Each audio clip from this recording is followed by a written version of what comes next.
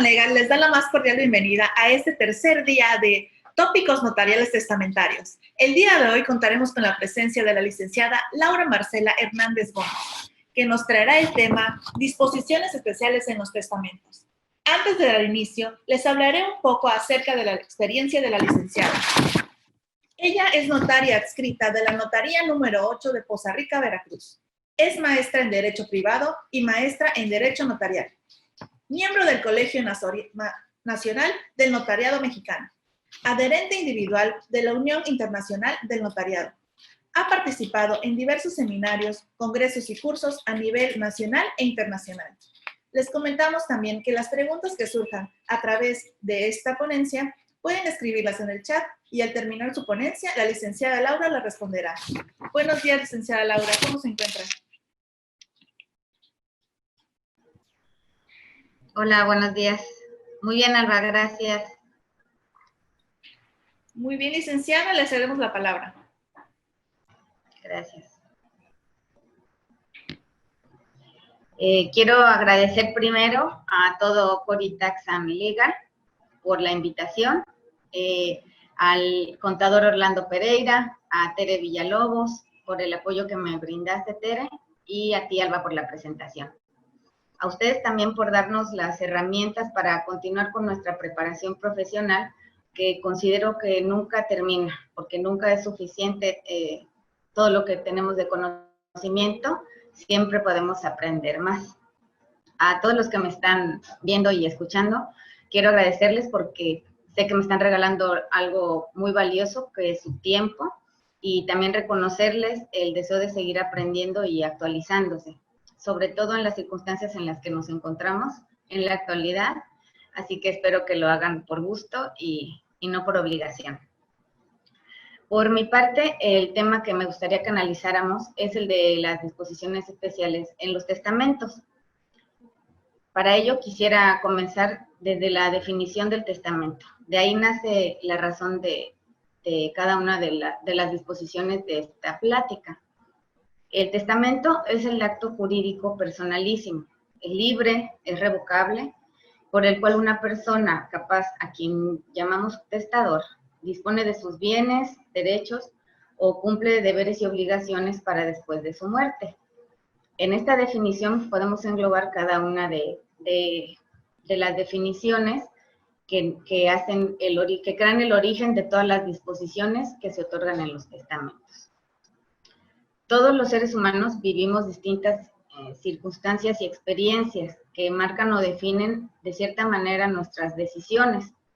Y bueno, al momento de otorgar un testamento podemos tener la certeza de que quien lo otorga está tomando una de las últimas decisiones más importantes de su vida. Al definir para el futuro lo que va a hacer de sus bienes o de lo que le costó, su esfuerzo, su trabajo, o simplemente por suerte, también puede ser, y las experiencias vividas, así como lo vamos a ver más adelante. Por ello, nosotros como notarios tenemos la gran responsabilidad de entender y comprender bien esos deseos o pensamientos que tiene la persona que acude a nosotros, ¿no? A darnos su confianza. Tenemos que estar conscientes también para que esto nos ayude a analizar las circunstancias de cada persona detenidamente y así darle forma jurídica, porque pues no todos los deseos de cada persona pueden plasmarse legalmente. Entonces hay que darle gusto y forma que sea legal. En la práctica no podemos negar que existen disposiciones que se pueden considerar más comunes que otras, así como existen infinidad de pensamientos, así misma es la infinidad de deseos e inquietudes que se nos presentan cada que vamos a otorgar un testamento. Vamos a hablar de estas disposiciones, las cuales podríamos considerar como especiales, ya que se encuentran fuera de lo común. No son comunes no porque estén fuera de la legalidad, sino porque no se van a presentar con tanta frecuencia por lo especial y las características de las que nacen, ¿no? El deseo de otorgar una disposición de este tipo. Son menos comunes, ¿no? en el testamento no se dispone solamente de los bienes materiales, ¿no? De bienes patrimoniales. La legislación de nuestro estado y de nuestro país admite que el testamento contenga también disposiciones no patrimoniales. Un ejemplo de estas disposiciones no patrimoniales es el reconocimiento de hijos. En el Código Civil del Estado de Veracruz se contempla las razones o los supuestos en los que el reconocimiento de un hijo puede darse. Es el reconocimiento de hijos fuera de matrimonio, ¿sí? Uno de ellos es por testamento. Este reconocimiento puede darse sin importar si el reconocido es menor o mayor de edad. Si es mayor de edad, no puede hacerse sin el consentimiento del reconocido. Y si es menor de edad, no puede darse sin el reconocimiento sin la autorización del tutor. La ley también establece que puede incluso reconocerse al hijo que no ha nacido y al hijo que ha fallecido, pero que ha dejado descendencia. También esta disposición del reconocimiento de hijo por medio de testamento es una disposición considerada irrevocable. ¿Por qué? Porque como bien sabemos, el testamento es un acto que puede revocarse, como les planteé desde su definición. Entonces, a pesar de poder ser un acto revocable o que puede revocarse en distintas ocasiones incluso, si se ha dado el reconocimiento de un hijo, esta disposición o esta cláusula no va a subsistir, no va a ser revocable, aunque el testamento lo haya sido, ¿no? Para que el reconocimiento de un hijo hecho en testamento sea válido, es requisito pues que el testador tenga 18 años cumplidos. En el caso en el que se otorgue un testamento por un menor de edad, porque como bien sabemos, a partir de los 16 años puede otorgarse, un menor de edad puede otorgar testamento, también puede reconocer un hijo, porque también podría darse la situación. Entonces, en este caso, debe acudir con él al otorgamiento del testamento las personas que ejercen sobre él la patria potestad, y así lo plasmaríamos en el testamento. La importancia que tiene el reconocimiento de un hijo nacido fuera de matrimonio, podríamos, si lo vemos sin analizarlo profundamente, podríamos creer que es solo moral, ¿no? Darle ese derecho al hijo reconocido. Pero implica otro tipo de derechos, incluso también obligaciones. Entonces, estos derechos que adquiere el hijo reconocido son también patrimoniales. Un ejemplo sería que cuando un testador dispone el reconocimiento de un hijo por medio de testamento, pero no quiere entrar en conflicto, o sea, ya vamos a una situación un poco complicada, pero bueno, no quiere disponer de sus bienes por no entrar en conflicto, porque su familia no tenía conocimiento de la existencia de este hijo fuera de matrimonio. Entonces, puede él solamente otorgar en su testamento el reconocimiento del hijo y no disponer de sus bienes, aunque los tenga. Y entonces, al momento del fallecimiento del testador, el hijo reconocido va a adquirir los derechos y adquirir los derechos como hijo, y entonces la sucesión sobre los bienes sería intestamentaria. Entonces, este hijo reconocido va a tener ya derecho de ser partícipe de estos bienes, ¿no? Los derechos, como les platico, de este reconocido, sería que tiene el derecho de llevar el apellido de quien lo reconoce, el derecho de recibir alimentos en caso de estar en un supuesto así, que sería pues menor de edad, y también para recibir la porción hereditaria que le pudiera corresponder. ¿Cómo podríamos saber que un testamento contiene el reconocimiento de un hijo? Si tal vez el testador pudiera haber revocado posteriormente, como lo mencionaba el testamento.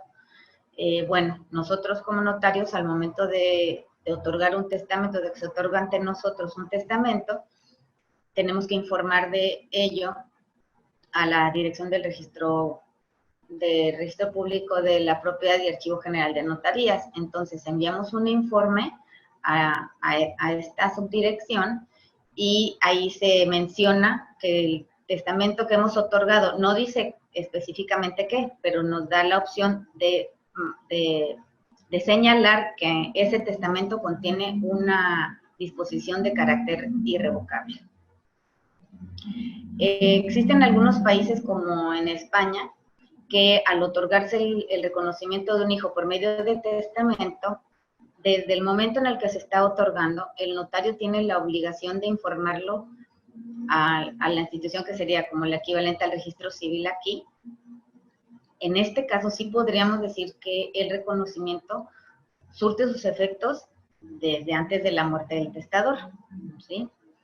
En lo personal considero que al haber distintas maneras de otorgarse el reconocimiento de un hijo contempladas en la ley, pues si la persona, ¿no? El testador decide hacerlo por medio del testamento, pues es porque el deseo, o sea, su intención es que dicho reconocimiento surte efectos hasta después de su muerte. Otra disposición que podríamos considerar especial sería la retribución del albacea. Ayer el licenciado Cruz Maraboto nos dio una plática muy interesante sobre el albaceazgo, la institución del albacea. Entonces, quisiera hacer nada más una mención para no profundizar tanto. ¿Quién es el albacea? El albacea es la persona que se encarga de administrar los bienes mientras los herederos y legatarios se adjudican la herencia. Es la persona en la que el testador está confiando para cumplir sus deseos de última voluntad y para hacer la liquidación de su patrimonio. Está facultado también para realizar el inventario y los avalúos que correspondan para poder saber cuáles son los bienes motivo de herencia. Y también el albacea puede representar a la sucesión en caso de que sea demandada o esté en algún juicio por alguna situación. Como ayer comentaba el licenciado, es un cargo de muchísima responsabilidad. Como regularmente el albacea o comúnmente el albacea es también un heredero, entonces por eso creo que no tenemos tan presente que sea un cargo que puede ser y que la ley contempla que puede ser remunerado. Entonces, existen casos en los que el testador no está obligado a que el albacea sea un heredero, entonces puede disponer que el albacea sea simplemente alguien de su confianza o que no quiere provocar conflictos, en fin, las razones pueden ser infinitas por las que decide que el albacea no sea un heredero. Entonces, tal vez ahí es donde pudiera entrar el deseo del testador de que la persona en la que está confiando, pero además dándole tanta responsabilidad, pues sea remunerado de una manera económica. Esto lo podemos ver en la ley. Establece que cuando la remuneración está establecida por medio de testamento, ¿sí?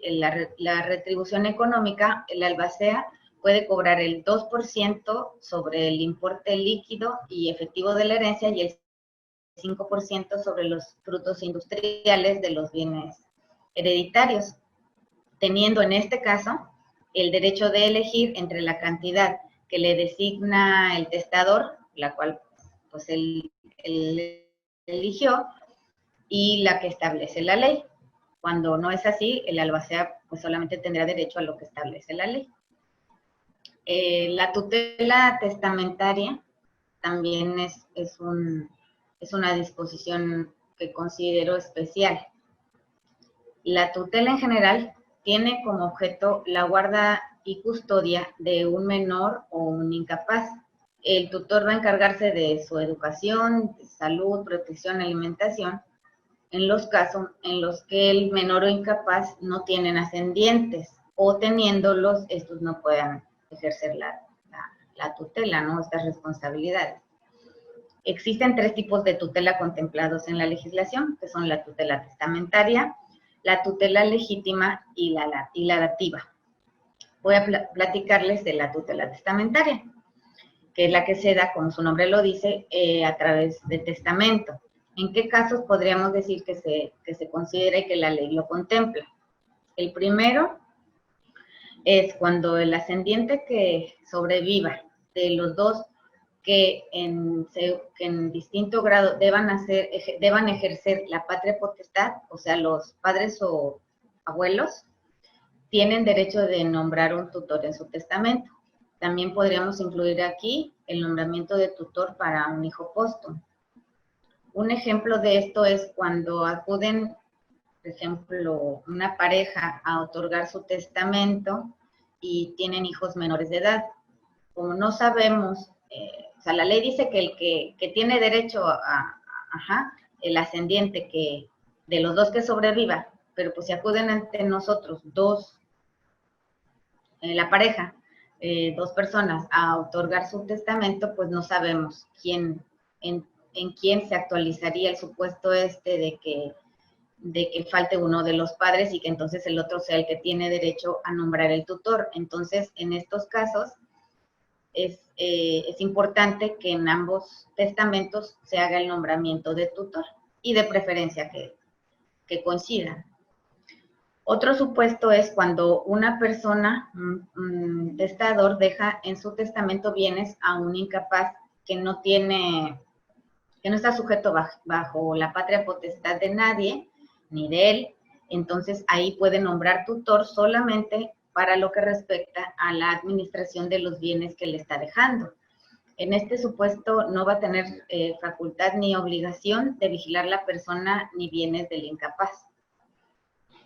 Otro supuesto es cuando el padre o la madre que ejerce la tutela de un hijo sujeto a interdicción por incapacidad intelectual puede, en este caso, nombrarle el tutor testamentario, porque también el otro progenitor pues no ha fallecido o no puede ejercer legalmente esta tutela. También cuando se ha hecho cuando se ha hecho la adopción de un hijo, la patria potestad también, y entonces ese tutor ejerce la patria potestad, ahí el adoptante puede nombrar tutor testamentario. Tenemos la creencia, o existe la creencia de que en los testamentos solo debe otorgarse cuando tenemos bienes. Entonces sí es muy importante que sepamos y también que comuniquemos a las personas que acuden con nosotros a otorgar su testamento que a pesar de que no tengan bienes, si tienen hijos menores de edad, en los casos como el que les acabo de mencionar, es importante que se mencione quién sería el tutor.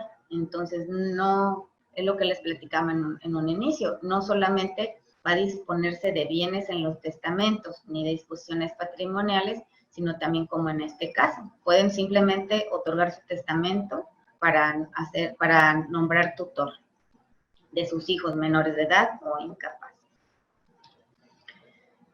Otra disposición especial y que no se da con tanta frecuencia es la constitución de fundación.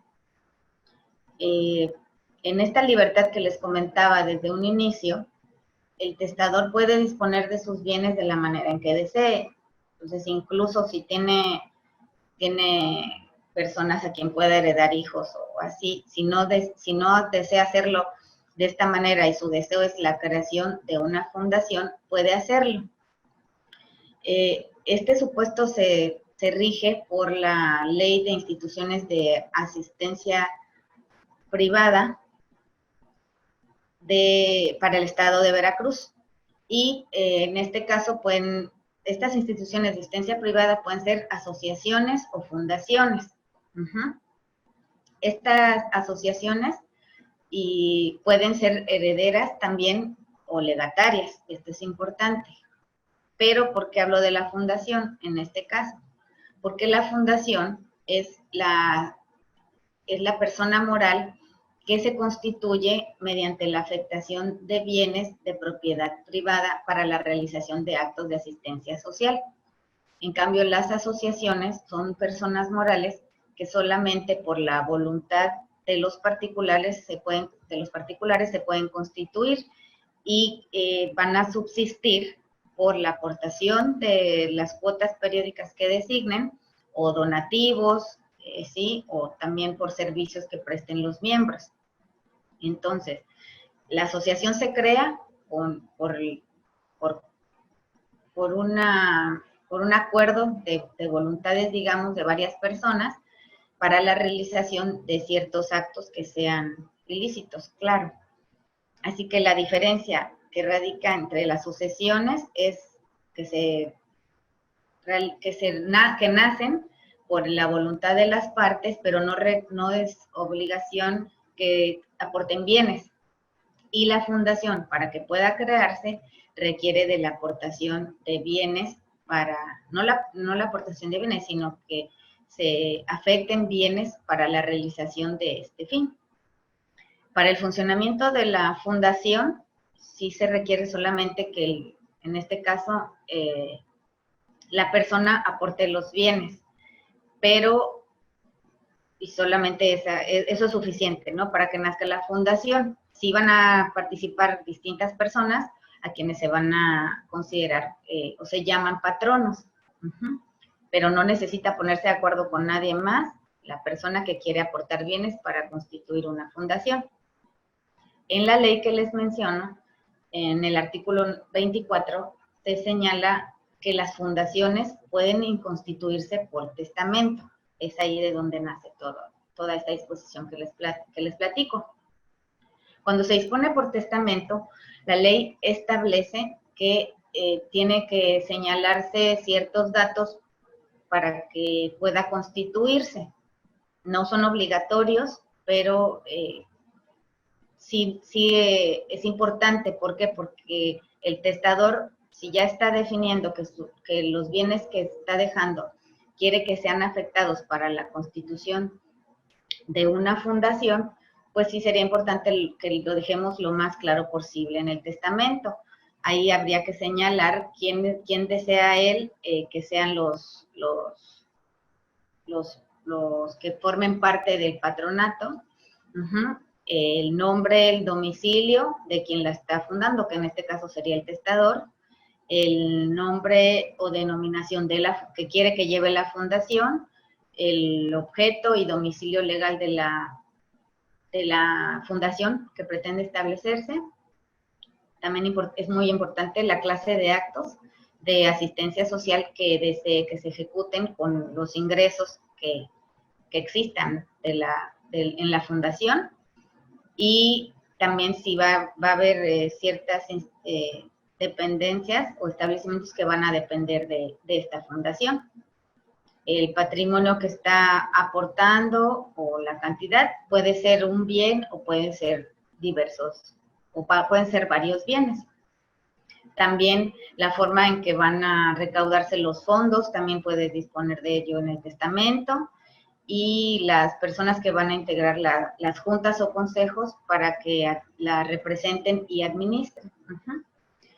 Todos estos requisitos son los que existen normalmente para una constitución normal. En testamento se aconseja que se mencionen, pero si no, en caso de que no hayan sido mencionadas, pueden subsanarse esta falta por una subdirección que contempla la misma ley. Entonces, aquí se le da mucha importancia al apoyo que quiere dar esta persona, porque son para realizar un apoyo a las instituciones de beneficencia privada, como asistencia social. Entonces, digamos, los requisitos no son tan estrictos, ¿sí? También la ley nos prevé qué va a suceder en caso de que se omiten estos datos, pero les les repito que siempre tiene que ser y tratar de apegarse a la voluntad del testador.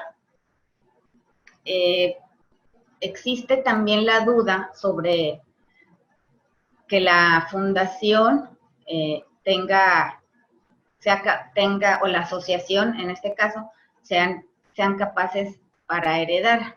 ¿Por qué? Porque al momento si van a recibir una herencia o va a constituirse la fundación por el fallecimiento del testador, podría considerarse que se caen en la falta de capacidad que contempla la misma ley, ¿sí? Que sería la falta de personalidad como incapacidad para heredar. Pero por eso la ley también nos establece que no va a aplicarse para el caso de la constitución de una fundación o de una asociación que va a participar como heredera o como legataria, a pesar de no estar constituida completamente. Cuando el testador herede todos sus bienes o parte de sus bienes a la beneficencia privada y va a especificar a qué institución va a favorecer, debe señalarse que específicamente qué bienes van a afectarse. En caso de que deje el testador un bien o bienes y que no sean suficientes para la creación de una fundación, entonces puede la misma subdirección que les mencionaba, en esta aptitud que tiene para subsanar lo que no está bien establecido en el testamento, entonces en ese mismo orden de ideas puede designar o decidir a qué institución o instituciones se vaya lo heredado por el testador. Otra disposición especial sería el cambio en el contrato de el beneficiario de un seguro de vida. Ok, el contrato del seguro de vida establece la designación de un beneficiario precisamente porque por esa razón es la que nace. O sea, el testador, el contratante acude a realizar el contrato de seguro de vida para que surta efectos en su fallecimiento.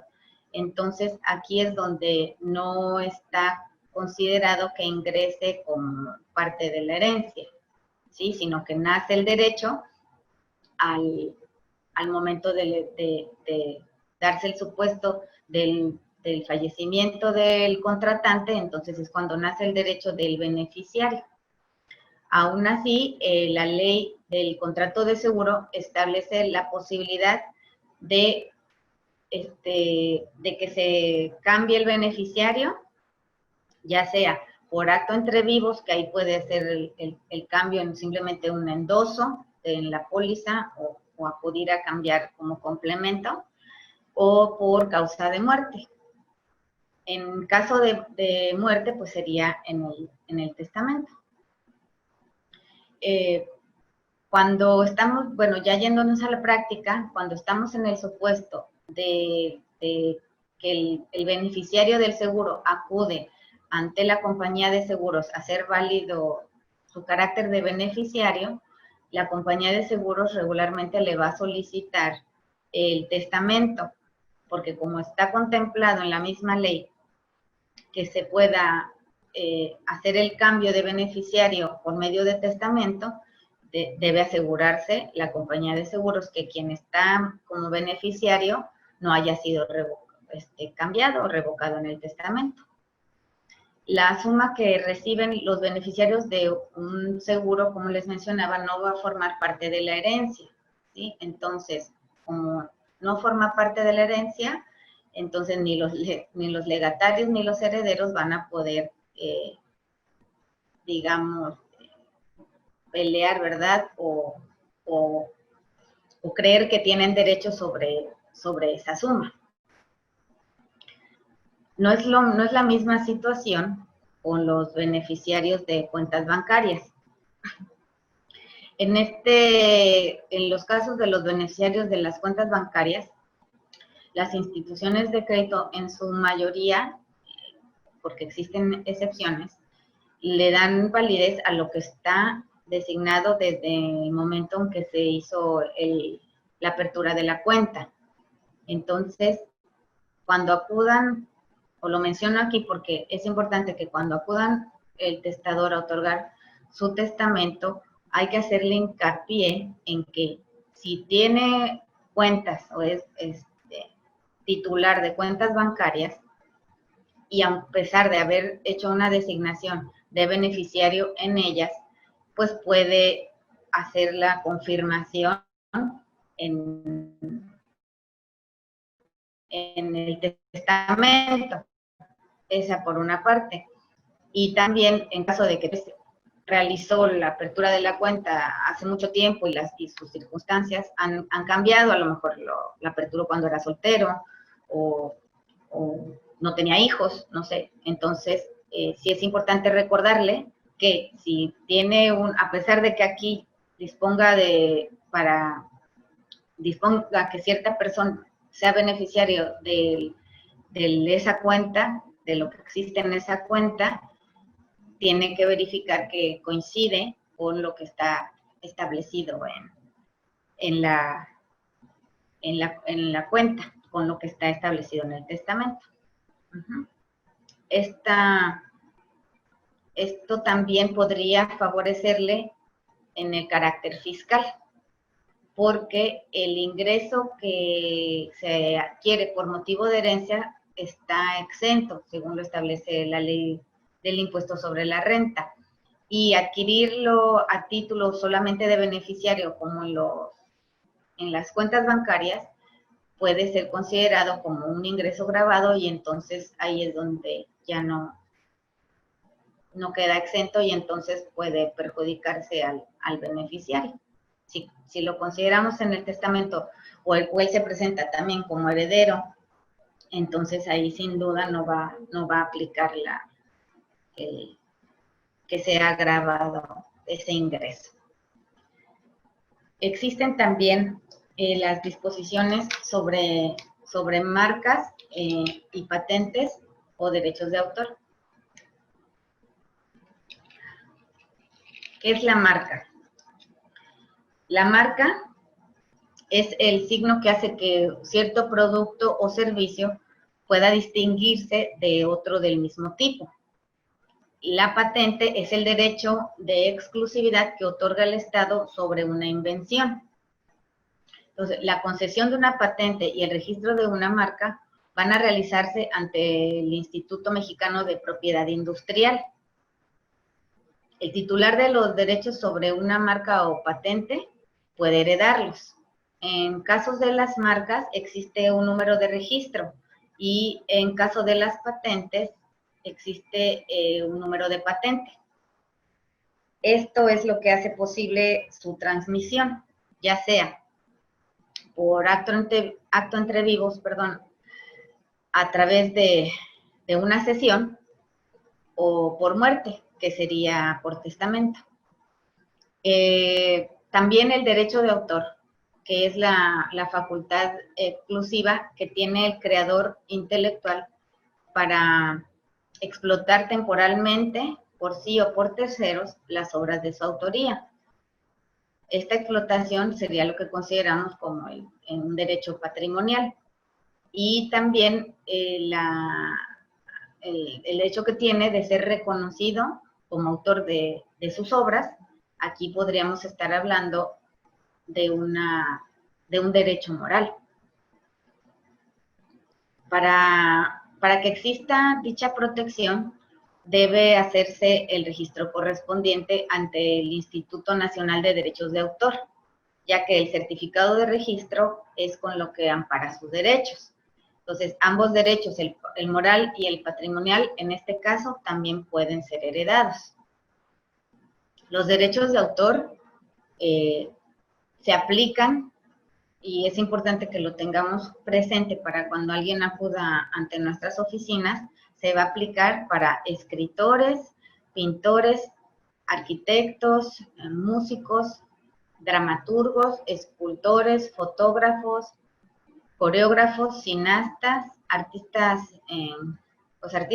en general, también para en caso de programadores, radiodifusores, televisoras y publicadores o publicistas, perdón, de páginas web, editores de periódicos o revistas, y todas las obras que nacen de la idea, ¿no? Del intelecto de una persona. Todas las obras que nazcan de este tipo de actividades que les acabo de mencionar pueden estar protegidas, porque pues si no hacen el registro no lo están, pueden estar protegidas por los derechos de autor y así ser transmisibles a sus herederos. Esto va a permitir al heredero disfrutar tanto de los derechos patrimoniales, como les mencionaba, así como de los derechos morales que implique que existan en una obra. Que estos derechos pueden ir desde autorizar o detener la reproducción o la publicación de una obra, dependiendo del caso del que se trate, hasta el derecho de disponer de los ingresos que genere la reproducción o publicación o venta de esta obra. Si el reconocimiento de deuda es otro de las disposiciones especiales que quería mencionarles. Creo que me he ido un poco rápido, pero ahorita en la sección de preguntas y respuestas se me dificulta un poquito sentir que hablo sola, pero bueno, en la sección de preguntas y respuestas puedo aclarar todas sus dudas. El reconocimiento de deuda es otra de las disposiciones especiales. No. En el testador se reconoce, el testador reconoce por medio de testamento que tiene si el testador reconoce por medio de testamento que tiene un adeudo, esto pues está considerado como prueba plena. Hay algunas teorías que consideran que que no puede ser revocable, pero la legislación no lo establece como tal, así que en caso de que ante nosotros se otorgue un testamento en el que se haga el reconocimiento de una deuda, si el testador decide revocarlo, puede hacerlo libremente. También puede designarse en el testamento qué cantidad o qué bien, bueno, se designa la cantidad que adeuda y a qué persona. Y también puede designarse con qué bien que sea parte de la herencia puede cubrirse ese adeudo. En estos casos, también la ley considera que podría considerarse como al acreedor como legatario, y la deuda en este caso se extinguiría por dación en pago. También el acreedor puede exigir el pago a la sucesión en caso de que no se exista. Otra disposición otra disposición especial sería el fideicomiso testamentario. No sé si quieran que les platique de él o pasamos a la sección de preguntas y respuestas. En el fideicomiso testamentario, no quería ahondar en él porque platicó del licenciado Juan Pablo el día martes, pero pues si tienen alguna duda también respecto a él, estoy abierta para escucharlos.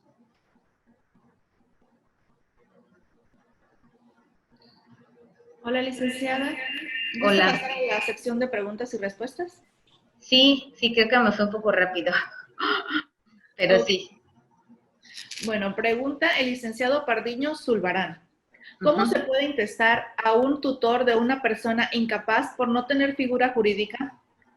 ¿O qué recurso hay para revocar ese tutor que es el albacea de los bienes de una persona sin figura legal? Ah, caray, no. ¿Cómo puede? No, si me divides la pregunta, ajá, en Sí. dos, porque ¿Cómo se puede intestar a un tutor de una figura incapaz por no tener figura jurídica? intestar a un tutor, ¿cómo puede intestar a un tutor? De una persona incapaz por no tener figura jurídica. No entiendo bien a qué se refiere. ¿Será que, o sea, será que el tutor también es heredero? ¿Será que a eso se refiere? No sé si nos quisiera aclarar. Bueno, abajo dice, sigue con la pregunta, ¿o qué recursos hay que revocar a ese tutor que es el albacea de los bienes de una persona sin figura legal? Uh-huh. Es que estaba viendo aquí que ya creo que me están aclarando. Sí. No sé si puedo abrirle el chat para ver lo que Claro. me están contando, ¿sí?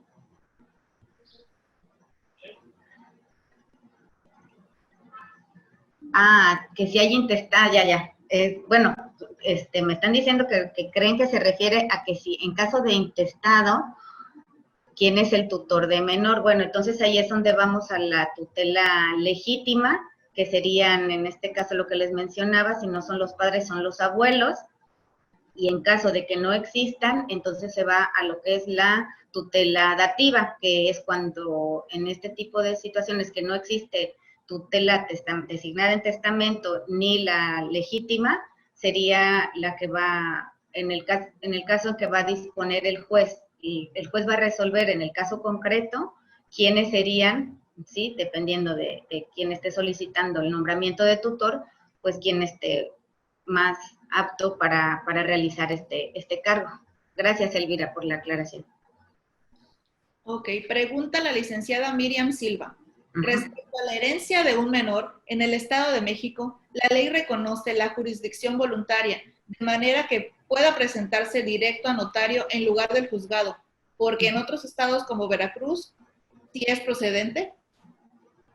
Sí, que si podemos nosotros realizar la sucesión, sí se puede, en la testamentaría sin problema, y cuando es sucesión intestamentaria, sí tienen que, digamos, no haber litis, o sea, todos tienen que estar de acuerdo y no debe haber menores de edad. Ok, esta misma pregunta dice, ¿la albacea puede decidir sin aprobación de los herederos la renta de un inmueble? Puede decidir la renta de un inmueble, pues podría decidirlo porque estaríamos en la parte de la administración de los bienes del testador o del decuyus, pero tendría que rendir cuentas, o sea, también tenemos que tener presente que el albacea está obligado a rendir cuentas a los herederos y legatarios, que el ser albacea no da un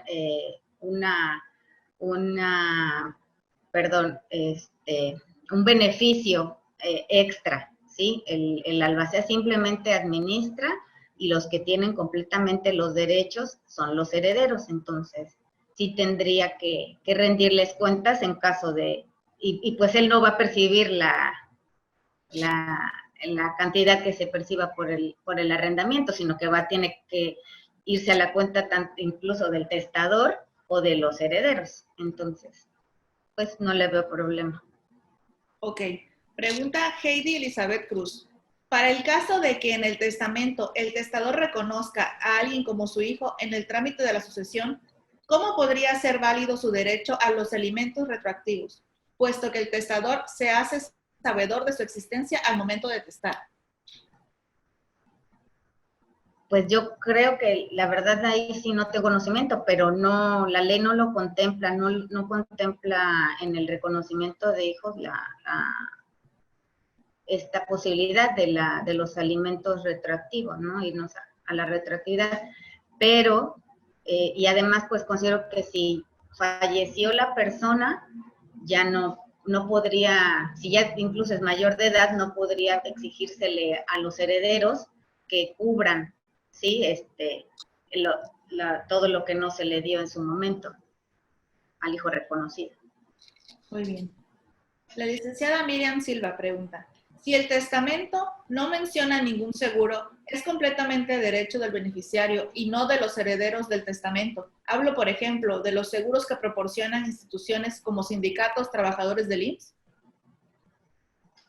Bueno, ahí se regula por las leyes precisamente del Seguro Social, y ahí establece que efectivamente ahí establece las posibilidades, cuando no está designado en el contrato del que se esté hablando, por ejemplo, en este caso del seguro social, entonces en estos casos la ley establece, si no me equivoco, la línea en la que se podrían designar a los beneficiarios, que sería cónyuge o concubina o concubinario, y de ahí para abajo, ¿no? Los hijos. Y así.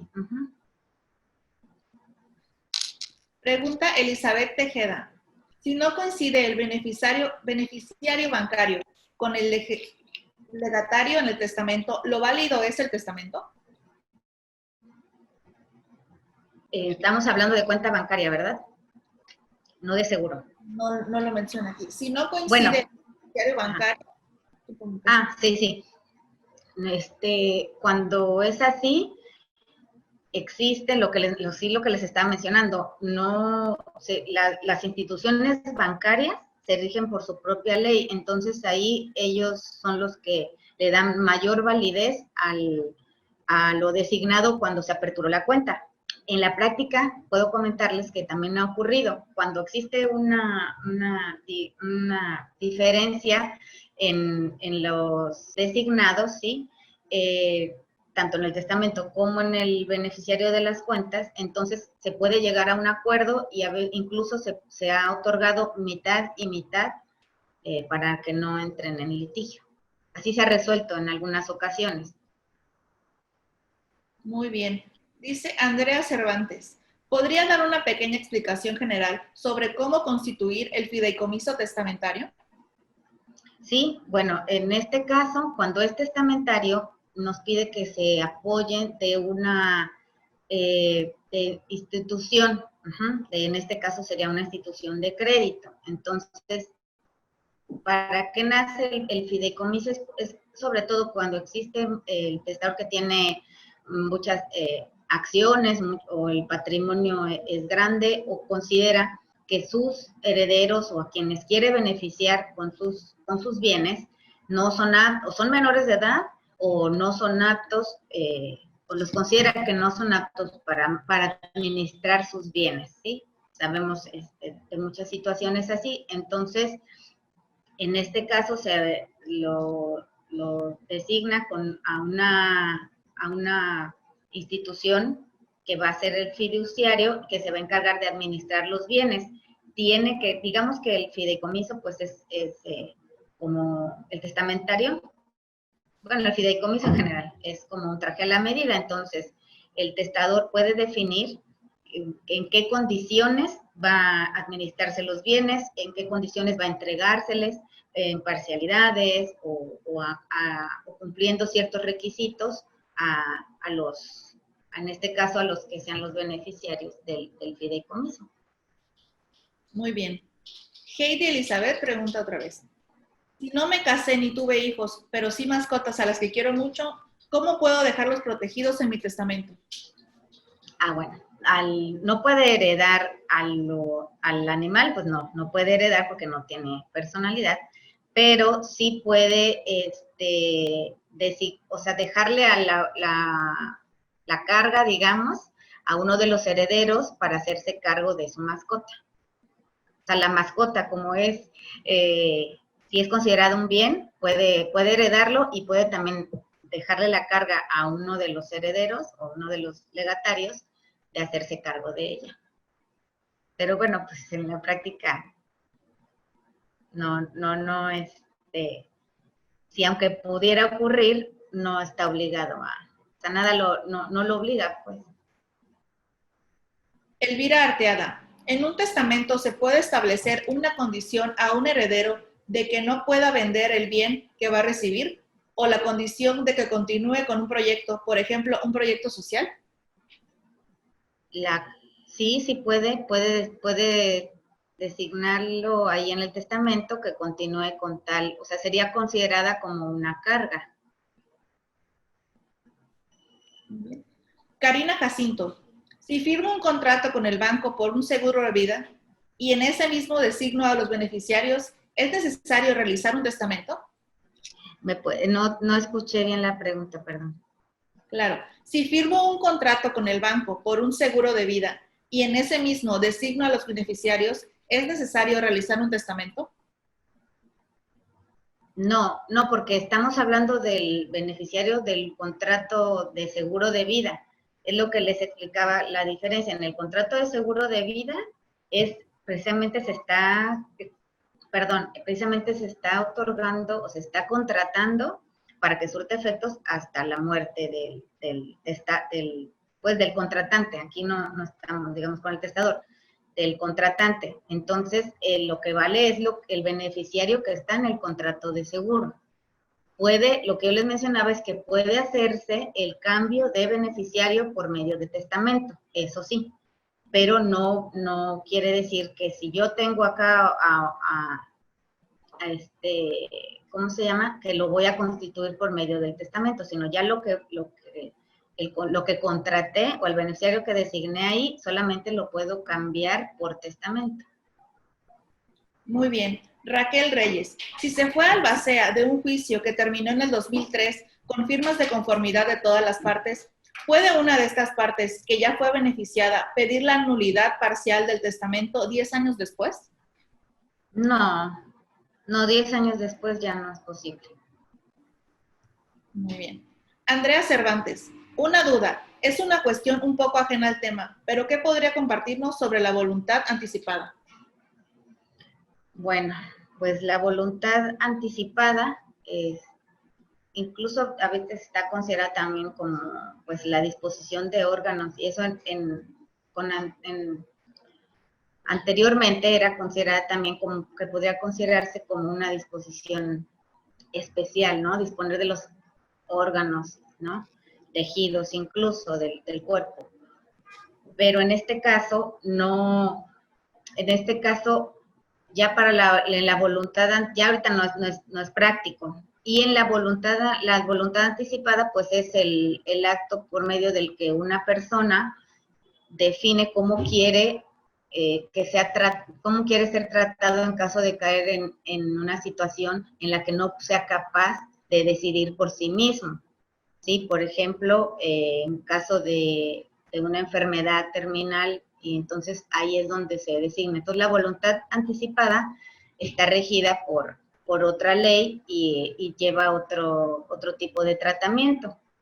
Existe un registro ya nacional de voluntad anticipada, que en la actualidad, bueno, personalmente considero poco práctico porque no tenemos en México la infraestructura en los hospitales, porque ahí se supone que si quieres hacer que cause efecto tu voluntad y que esté designada, debe estar en el momento o ser en el hospital, ¿no? Tienes que haberlo comentado con tus familiares. Sí me escucho porque ya te perdí. Sí. Perdón. Ajá, te me congelaste. Ajá, entonces, pues sería más o menos lo que puedo comentarles de la voluntad anticipada. Muy Parece. bien. Sí, Elizabeth Tejeda tiene un comentario. Sí. Nos han dicho en algunos congresos que la parte de beneficiario bancario es únicamente para salir del paso de parte del banco, pero que es el heredero o el que recibirá el dinero de la cuenta. Sería bueno corroborarlo. Gracias. Sí, es que es lo que les mencionaba, o sea, realmente en esta parte hay mucha controversia sobre y aparte es algo muy común, ¿no?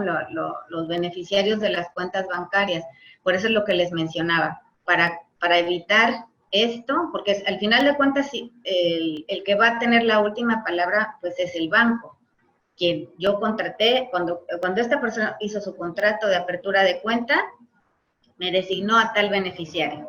Entonces, precisamente es por eso que estamos ya tratando en la actualidad de comentar eso y de tener presente que se homologue, ¿verdad? Que tratar de igualar lo que tenemos, lo que la persona tiene en su institución bancaria, la persona en la quien tiene como beneficiario, así como en su testamento.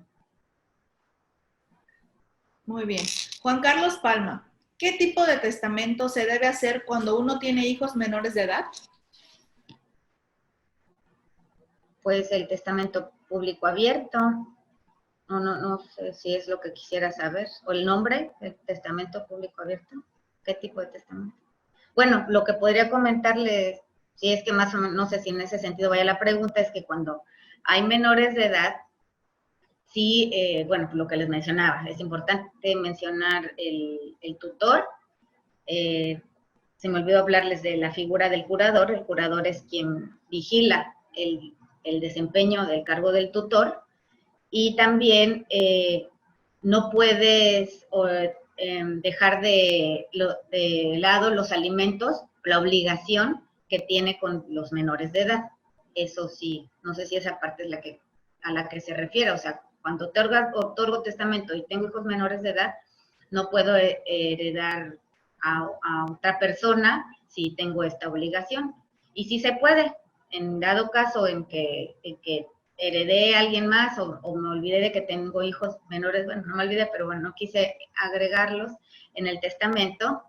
En este caso el testamento sí es válido, pero lo llamamos inoficioso, porque tiene que subsanarse, y entonces los herederos van a tener la obligación de cubrir con esa obligación que tenía el testador, de la que no se hizo cargo al momento de otorgar el testamento. No sé si me expliqué. Raquel Reyes, si muere un padre de una hija aún no nacida y que no es casado, ¿puede la madre de él pedir todos los bienes y la totalidad de la pensión? ¿Y durante qué tiempo la pudiera conservar después de que ya nació la nieta? Y mediante prueba de ADN, si se demuestra que es su hija. Bueno, creo que entendí que... es que te dejé de escuchar. Sí, es que hay una parte aquí que es un poco confusa, pero si quieres, le vuelvo a repetir la pregunta. Ajá, si quieres, vamos por partes, porque son varias. Ajá. Ok. Si muere un padre de una hija aún no nacida y que no es casado, ¿puede la madre de él pedir todos los bienes? Ah, la madre del que murió. Estoy entendiendo, ¿no? Por lo que dice, sí, ¿puede la madre de él pedir todos los bienes? No, o sea, bueno, aquí sería que si muere una persona que no tiene hijos, si no tiene cónyuge y no tiene hijos, entonces ya heredan los padres. Sería este supuesto. Si tenemos el conocimiento de que tuvo una hija, pues en este caso no reconocida, porque falleció, si la mamá puede efectivamente demostrar y pedir que el reconocimiento, bueno, la afiliación, pero pues ya sería cuestión de un litigio, ¿no? Porque hay que pues, las pruebas, bueno, hablaba de la prueba de ADN, creo que se refería también a eso. Y dice, ¿y durante qué tiempo la pudiera conservar después de que ya nació la nieta? Y mediante prueba de ADN si se muestra que sí es su hija. ¿Durante qué tiempo puede conservar qué? Los bienes y la totalidad de la pensión. Pues hasta que se demuestre que existe alguien con mayor derecho. O sea, no va, el derecho que adquiera en este caso, si estoy entendiendo bien la pregunta, el derecho que adquiere la mamá, digamos, del difunto, pues eso no va a caducar. A menos que llegue alguien que demuestre que tiene mayor derecho, en este caso, ¿qué sería? ¿Un cónyuge o hijos? Hijos. Uh-huh. Elvira Arteaga, ¿nos puedes dar algunos ejemplos de cláusulas testamentarias que se tomarían como no puestas? Pues la ley nos habla de las que nos señalen obligaciones de disposiciones, perdón, actos de no hacer ¿sí? O de causar estado. O sea, por ejemplo, yo no podría en el testamento decir te heredo, o eres heredero, pero si no te casas, mientras no te cases. Sí, ese sería un ejemplo. Ahí sería no válido esa disposición. Muy bien, tenemos otras preguntas por aquí. Bueno, voy a leer una última por cuestiones de tiempo para no interferir. Sí, gracias. Teresita Olvera.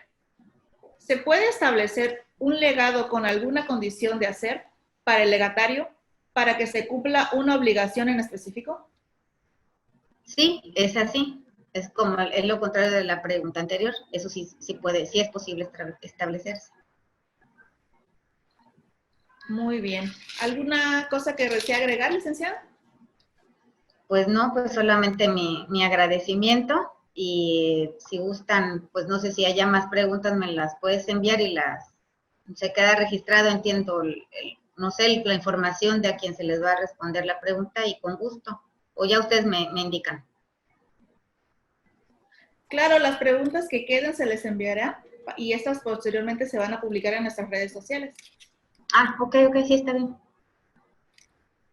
Muy bien, licenciada. Bueno, no queda más que agradecer su ponencia. Excelente. No, a ustedes. Ay, creo que me fui como hilo de media, pero es la falta de práctica, de no ver con quién hablo. Pero gracias. Muchas gracias a usted. Y bueno, para nuestros participantes les recordamos que el día de mañana continuamos con el cuarto día de tópicos notariales testamentarios, con la participación del licenciado Miguel Ángel Montiel Vaca en punto de las 10 de la mañana, con el tema legatarios y herederos. También les hacemos la cordial invitación a que nos sigan en nuestras redes sociales, en nuestra página de Facebook, nos encuentran como Cori Tax and Legal. También el material de esta serie de conferencias va a estar próximamente en nuestra página web, coritl.com, y en nuestro canal de YouTube. Nos encuentran igual como Cori Tax and Legal. También les hacemos la invitación a la próxima serie de conferencias Compliance Empresarial, que se llevará a cabo cada miércoles del 30 de septiembre al 28 de octubre. Y bueno, también de igual forma les vamos a hacer llegar una encuesta, esta con el fin de brindarles un mejor servicio. Bueno, mi nombre es Alba Palacios y a nombre de Cori Tax and Legal les damos las gracias. Buenos días.